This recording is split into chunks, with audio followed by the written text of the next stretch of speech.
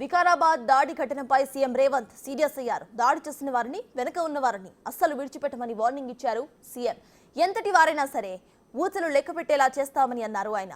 BRS నేతలు చేసిన ఆరోపణలను ఖండించారు. మహారాష్ట్రలో బీజేపీ గెలుపునకు బీఆర్ఎస్ పనిచేస్తుందని సంచలన ఆరోపణ చేశారు సీఎం రేవంత్.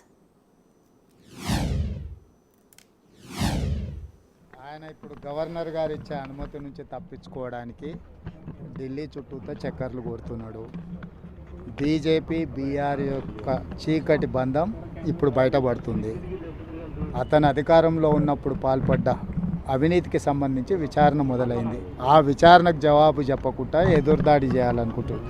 ఏ సృజన్ రెడ్డి అయితే పేరు చెప్తుండో ఆ సృజన్ రెడ్డి ఉపేందర్ రెడ్డి గారు అల్లుడు. Upender Reddy BRS MLA. Same Srujan Reddy కంపెనీకి బీఆర్ఎస్ గవర్నమెంట్లో వేల కోట్ల రూపాయల వర్క్ ఇచ్చిండు. ఆన్ రికార్డ్ అక్కడ ఉంది. సో ఇందులో ఇప్పుడు ఆయన ఏదైతే మాట్లాడుతున్నాడో ఆయన చిత్తం వచ్చిన దగ్గర చెప్పుకొని కోర్టుల కేసు ఏమనుంది, అతన్ని న్యాయపరంగా ఏం కొట్లాడుతాడో కొట్లాడమని. ఇప్పుడు కేవలం ఆయన కుటుంబం దోసుకున్న విషయాలను చర్చ జరగకుండా ఉండడానికి నా మీద ఆరోపణలు చేయాలని అనుకుంటుండు.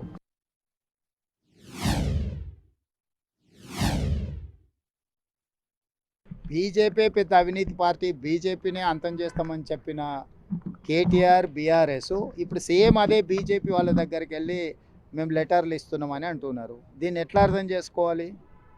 మహారాష్ట్రలో ఇప్పుడు ఎవరిని గెలిపించాలనో ఎవరిని ఓడించాలనో చెప్పట్లేదు. గెలిపించేది చెప్పకపోయినా ఓడించేటోళ్ళ గురించి మాట్లాడాలి కదా. అదే కదా, 6 గ్యారెంటీలు మీరు అమలు చేయలేదు, కాంగ్రెస్ కోటేయద్దు అంటున్నాడు. అంటే ఎవరికి వేయాలి? మోడీకి ఏమనే కదా. ఇప్పుడు మొదట్లో వాళ్ళు అధికారం కోల్పోయింది, రెండవసారి డిపాజిట్లు కోల్పోయింది, మూడవసారి మెదడు కూడా కోల్పోయింది. దీంతో వాళ్ళకున్న మెదడు కూడా కోల్పోయిన పరిస్థితులు ఉన్నాయి. వాళ్ళని చూసి జాలిపడడం తప్ప వాళ్ళ గురించి ఇంకా మనం చర్చించుకోవడం వల్ల పెద్ద ప్రయోజనం లేదు.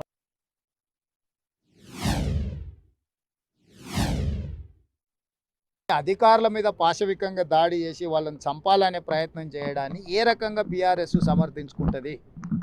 అంటే ఈ సంస్కృతి రేపు పొద్దుగాల ఇదే దాడి బీఆర్ఎస్ నాయకుల మీద జరిగిందనుకో, ఒక ఊరిలో వెళ్ళినప్పుడు అంతకంటే ముందు మాకు అన్యాయం చేశారు కాబట్టి ఇప్పుడు మిమ్మల్ని దాడులు చేస్తామని అన్నారు అనుకో, ఆ దాడులను కూడా బీఆర్ఎస్ వాళ్ళు సమర్థిస్తారా?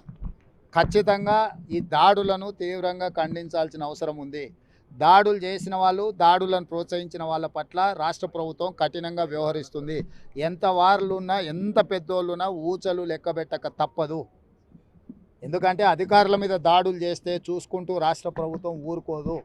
ఈరోజు రెవెన్యూ శాఖ కావచ్చు, పోలీస్ శాఖ అధికారుల మీద దాడులు చేస్తే మేము వాళ్ళకు అండగా నిలబడతాం దాడులు చేసే వాళ్ళకు అని చెప్పి ఈరోజు బీఆర్ఎస్ పార్టీ కేటీఆర్ మాట్లాడుతున్నాడు. అంటే వాళ్ళు ఏమనుకుంటున్నారు? అంటే రాష్ట్ర ప్రభుత్వం చూసుకుంటూ ఊరుకుంటుందని అనుకుంటున్నారా?